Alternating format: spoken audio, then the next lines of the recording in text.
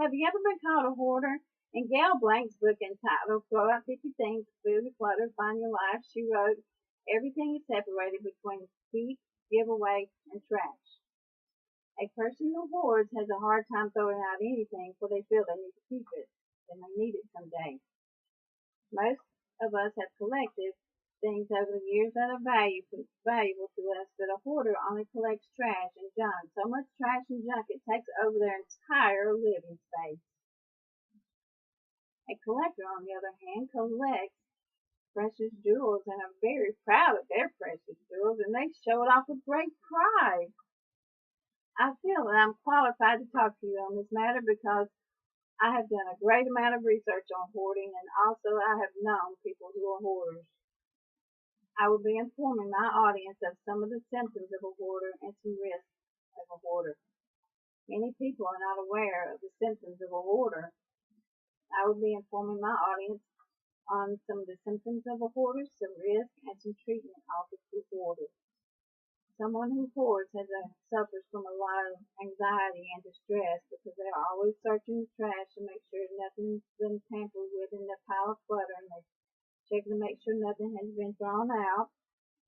And while the book Psych 101, written by Paul Kleinman, he wrote, while obsessive compulsive disorder can occur at any age, symptoms usually appear within two distinct periods: before puberty, which is known as early onset OCD, and later in life, which is known as late onset OCD.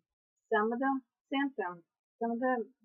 symptoms of a hoarder are as follows: not wanting their trash to be tampered with. They always moving things from pile to pile. They isolate themselves from family because of all the trash and rubble in their home. And they collect piles and piles of junk mail, newspapers, magazines, all laying around all over their house. I have informed you some of the symptoms of a hoarder has, but I'm sure you're still wondering, is there a cure for a hoarder?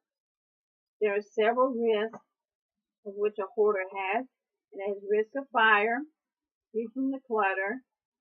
They have respiratory infections because of all the mold and mildew, and they have roach and rat infestations that can cause diseases and family dysfunction.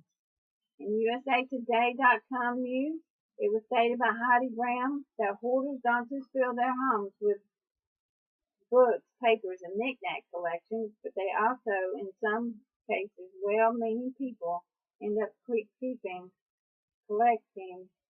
animals as well. It becomes a problem when the person fails to provide minimum standards of care for these animals, causing them to suffer from neglect, starvation, or other medical problems.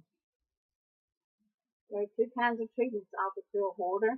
One is oral medication such as Prozac, Paxil, Zoloft, Lexium. The other is cognitive behavior therapy.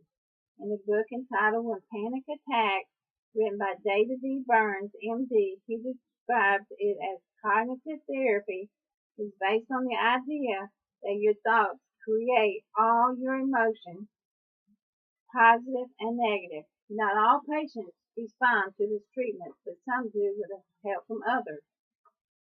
In conclusion, my purpose was to share with you some of the symptoms of a hoarder. I have shared with you some of the symptoms of a hoarder, some risks, and also some treatment offered to hoarders.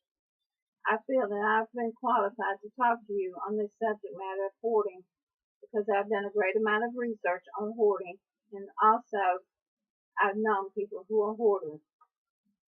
I've shared with you the difference between a hoarder and a collector, and I would like to end by sharing with you an example of a hoarder. I have a picture I would like to share, and I thank you so much for listening.